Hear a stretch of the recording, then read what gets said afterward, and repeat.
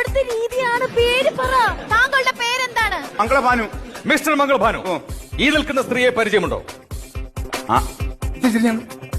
പരിചയമില്ല.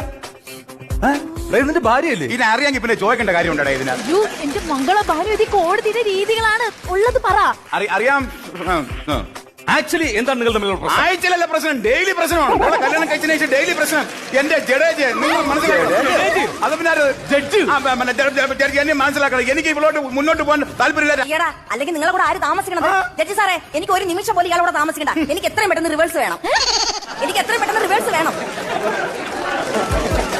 അല്ല, ഈ റിവേഴ്സ് എന്ന് പറഞ്ഞ അത് ഈ ഭാര്യ ഭർത്താവും കൂടെ പിരിയുമ്പോൾ നമുക്ക് കോടതിയിൽ നിന്ന് ഒരു പേപ്പർ വരില്ല. അത് കേട്ടാ, വിവാഹ മോചനത്തിന് പറഞ്ഞതാണ്. റിവേഴ്സ് ഇതാണ്. വിദ്യാഭ്യാസമില്ല, വിവരമില്ല. എനിക്ക് ഇതിന്റെ കൂടെ മുന്നോട്ട് പോകാൻ പറ്റില്ല. പുതിയ കാലഘട്ടം, ന്യൂ ജനറേഷൻ. ഞാൻ ഇങ്ങനെ പുറത്തിറങ്ങി നടക്കും. അതുകൊണ്ട് ഇവളുമായിട്ടുള്ള ബന്ധം എനിക്ക് വേണ്ട.